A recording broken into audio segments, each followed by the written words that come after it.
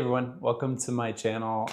Just getting on here, and this is the episode where I tell my huge journey into the Catholic Church. So a little bit about me. It was a journey that kind of took place over the last couple of years. And myself and my family, my wife and my 3 children, we came into the Catholic Church about a year ago. I kind of wanted to wait a year to kind of do life and live in the church and practice in the Catholic Church before I kind of got out there and started sharing about my journey. And this was just merely to kind of just rest in such a big life change. So so thanks for listening. I hope you enjoy this, and whether you are a Catholic person, and I'm here to encourage you as a convert, kind of coming in from the outside with a new perspective. And if you're somebody that is in an evangelical or a Protestant mainline church, I hope that this is an encouragement to you to kind of put to rest some of the misconceptions that we all maybe have had, I myself have had in the past. Thank you so much for being here, and here we go.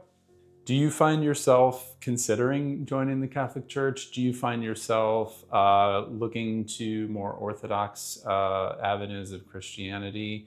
There seems to be this societal change lately where people are coming more interested in kind of doing away with more of the modern takes on what Christianity is and looking to history.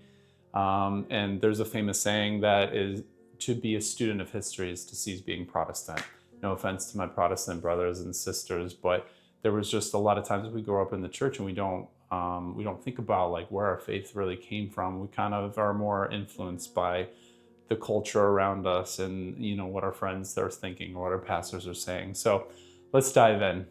So I was raised by my dad and my stepmother. I grew up in a very charismatic evangelical church, and I'm super thankful for this, for having grown up that way. I developed a beautiful set of just lifelong friends who still really love Jesus and are really still going hard after the Lord. And I'm just really privileged and thankful for that. And also just being surrounded by, in that environment, it also instilled in me a deep love for the Lord, a love for the Bible and His Word. And, I've always had like ups and downs in my walk with the Lord, but I think ultimately I always tell everybody that God really had a short leash on me, that even in the times where I felt like I was falling away, that God, there was something about the gospel, about this man, Jesus, who, really saved my life, changed my life, and really rescued me from a lot of dark times. And I've just never been able to entirely walk away from that. So praise be to God. So ever since I was probably a young adult, I've always been involved in music ministry. I'm a musician. I play guitar. I play a little bit of everything, been in bands. Well, I found a lot of my identity in playing music at church and like the concept of like worshiping God. I often always felt like I was the church guitar guy. It just became such a central part of my identity. So I kind of bounced from church to church doing music ministry. I was involved for a little bit at a church plant leading some worship music. And honestly, that was like a really, the season where I was involved in the church plant was actually a really dark time in my life. And the reason being is because I was really kind of having what a lot of people call the dark night of the soul. Like I was questioning my faith. Why do we believe what we believe? Is church really important? Why do we do what we do at church? Especially kind of contrasting the whole American church versus like the global church. So it was a real struggle to find myself in a leadership position at a church when I was struggling with, well, why do I believe what I believe anyway? And I felt like such a fraud, and it was a really damaging time sometimes when we can just pretend to be something when inside we're having a really hard time. So I ended up stepping down from that, and that was around the time I met my wife. I've been married for 14 years, almost 14 years now, and she is such a gem and a treasure. But she went to more of a conservative, reformed Bible-based, heavy theology type of church where, doctrine was very central. And so I remember when we were dating, I started going to that church when I was pursuing her. And I really just got into theology. I started reading a couple systematic theology books, and I really got into doctrines and why we believe what we believe, and kind of some of the history of the modern Protestant church. And it was such a good time for me to kind of reconnect with my faith in a really meaningful way, to like understand the scriptures. And it was a beautiful season. So after my wife and I got married, and we kind of wanted to start, paving our own path. So we ended up connecting with some old friends that were going to a much more charismatic evangelical church. And Natalie, my wife Natalie, and I started going there for a while. And it was beautiful. And it had been like 5 years since I had been involved in, music of any sort at church. And I kind of got involved in that a little bit. And along with that season, I got involved in a men's group with some really great guys. And, it was super cool because we all came from different churches, but we all just really loved Jesus, and we would go through books together. And the group of guys was so great because we would always ask those big questions. How do we really, as Christians, how do we live out our faith? How do we express ourselves? What is the church and the body of Christ supposed to really look like? And these were things that we just honestly wrestled with at that time, and they're good things to wrestle with. And everything we were doing was really in humility and in an honest seeking way. So fast forward to 2022, my wife and my 3 kids and I, we ended up relocating to Florida just because of our work situation change, and we just kind of needed a life change. We wanted to shake it up a little bit. So we moved from Cleveland, Ohio down to sunny Florida, and it's been great living here. But, coming down here, we have to build a new life, find a new community. And so the one thing that we did, how does Jim always meet friends and find community? It's like I always join a worship band or go at a church or something. So down here, we started church shopping and looked around a little bit, and I found this church that had this really banging awesome music ministry. So I went there and auditioned, and it was so cool. It was one of those massive, mega church has such a negative connotation to it, but it was a very large church. But I felt like it was a great church because it kind of had the perfect balance of people who really loved the Lord, but there was also this musical excellence. And I felt like I had just really arrived into something I've always really wanted. It was kind of the perfect balance of those two things. So about a year into serving at this church and playing guitar there, I happened to run across this video on YouTube, and it was a video of Francis Chan, who I've always really loved and respected and read a bunch of his books. It was him sitting down with Hank Hanegraaff, and they were discussing what worship was for the early church, and how the idea of the Eucharist was the centrality of what it meant for believers to come together and to worship God. And there's something about it really, really struck me. And so I started getting really into digging into this idea of how the Catholic Church and the Orthodox Church, still to this day, are still worshiping Jesus, around the idea of the Eucharist.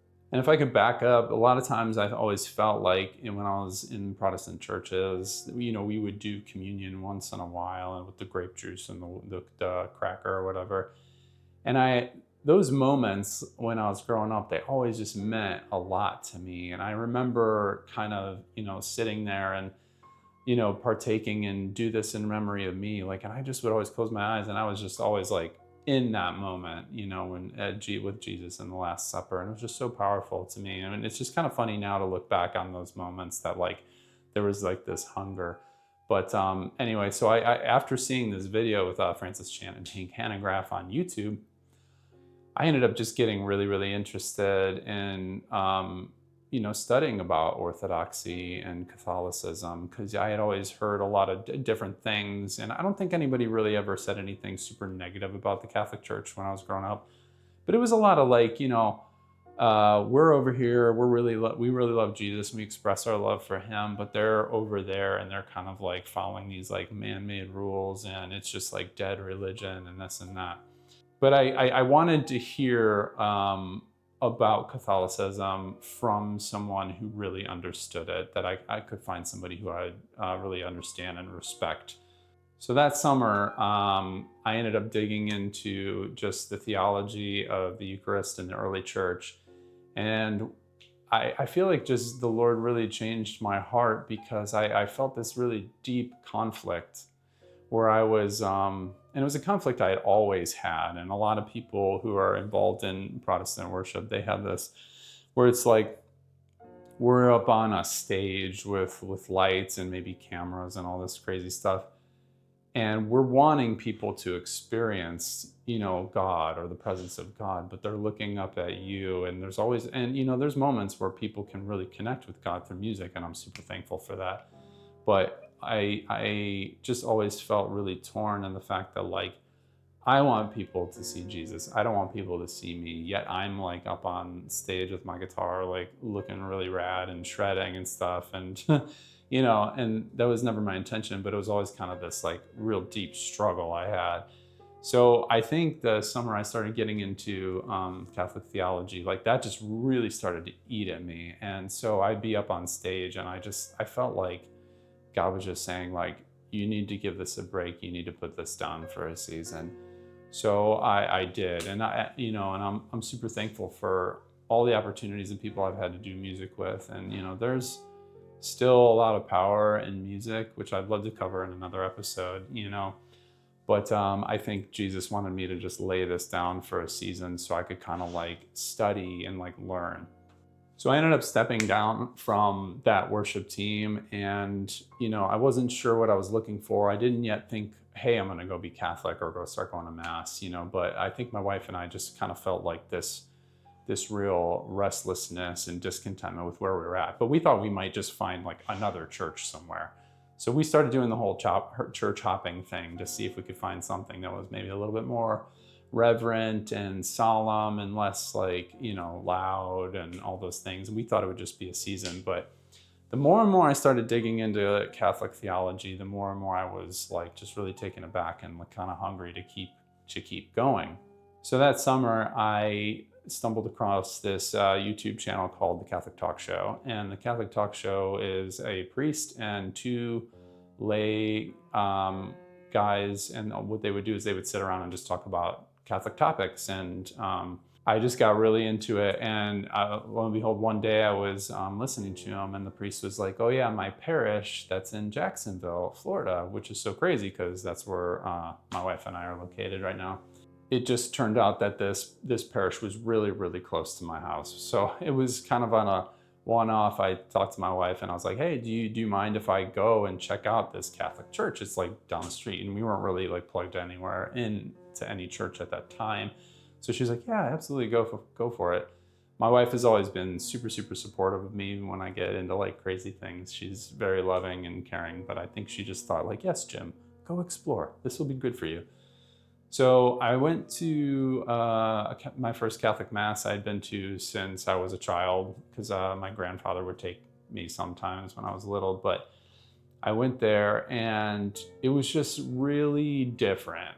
There weren't people at the door like, we're so excited you're here. It was just very like solemn and respectful, I was kind of taken aback about what like a sensory experience it was. It was like the smell of the sanctuary and the posture of the people. And when I would witness people taking their seats, they wouldn't just go sit down and with their coffee, that they would like kneel before they took their seats, and people were like praying and preparing their hearts. And I just was like, I thought it was beautiful. And so I kind of just sat in the back and observed. I didn't really engage too much, but the priest at the time gave this homily on the cross of Christ. And I don't remember what it was exactly about the homily that really got to me, but I just remember like my heart was like on fire and it was like ringing, like, and I was just like, I think there's something here. And it just so happened that at that Sunday they were saying, hey, if you've ever had any questions or we're ever interested in the Catholic faith, we're starting RCIA or OCIA,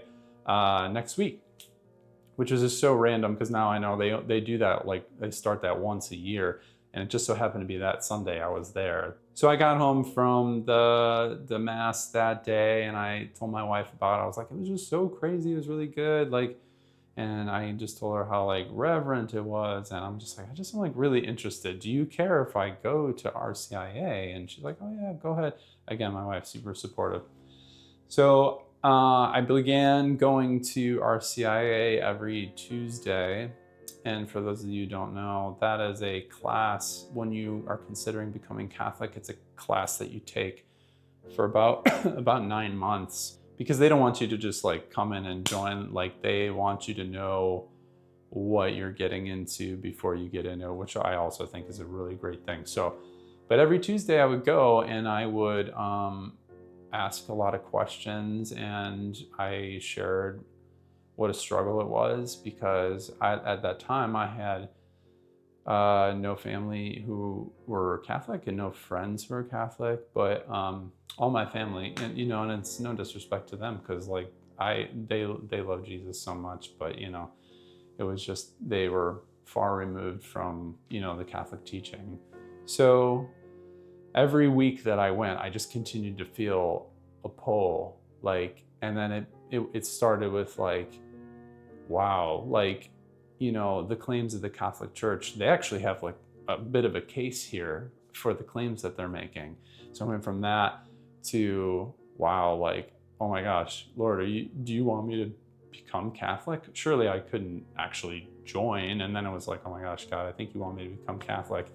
And then it got to the point where I was like, I don't think I can't be Catholic at this point with everything that I had learned. And again, I'd love to use this channel as a, you know, an outlet to kind of go through point by point and maybe, you know, talk honestly about what my struggles were, and kind of how some of the hard doctrinal points like Mariology or the papacy, which are the bigger stumbling blocks for Protestants typically. I'd love to share how I became to understand them and my kind of reasoning in my head, and how I discerned a lot of those things. I'd love to share in future episodes. So I went home the night it felt like, I think God wants me to become Catholic. And I had never felt something so strong in my life, like the call of God. And it was just so powerful, because it was like, not only was it changing my mind and satisfying this like a lot of the logical questions I had, it also was satisfying this thing in my heart. I had always kind of been, well, maybe not always been, but I'd always, around that time, I'd found myself just kind of being very lukewarm. Like I was just kind of I felt like church was just kind of something I did because I had always done it. And I was kind of missing like the passion I had in my faith.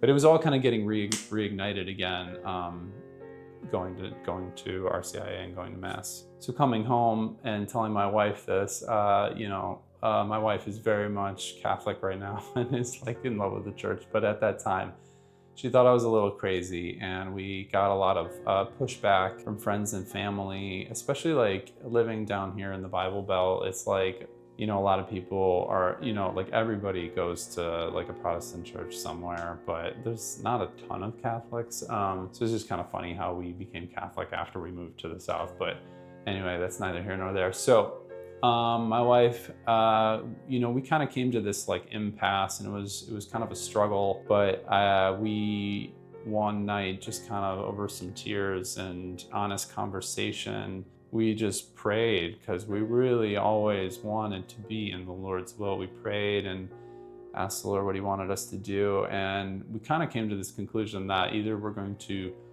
come into the church, the Catholic Church together, or I was just going to give it up for the sake of leading and loving my wife well. So Natalie's like, I will come to the next RCIA meeting with you. And we didn't really have any babysitters that on a regular basis either, so my kids would come too. So the whole family, we all came to RCIA, and the first Tuesday night she was there, they were talking about the Blessed Mother and Mary and some of the theological truths and things that I had just kind of missed, like in the scriptures, my whole life, but now I've come to really love and respect. And it was just, I think we kind of came home both kind of blown away, and she started to get really intrigued as well.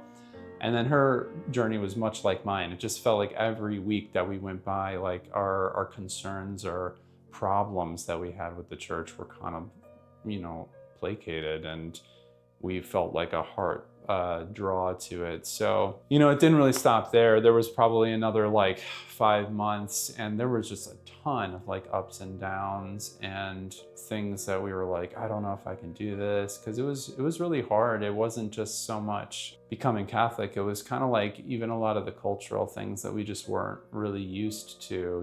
It's like, can we fit in here? Can we find our people here? Can we find a home in the church? So there was just a lot of nights of prayer and seeking and researching. I mean, I had never studied something so intently, because I knew it just felt like there was a lot on the line. So almost every night of the week, I was up for 2-3 hours a night, either reading the Catechism of the Catholic Church or watching debates on YouTube of like I always love like the charitable debates between Protestants and Catholics. I hated kind of like the bashing, but if I found somebody I really respected on the Protestant side and really respected on the Catholic side, I loved to hear kind of like their counterpoints. I kind of just came to the realization that the Catholic faith is just what I really needed.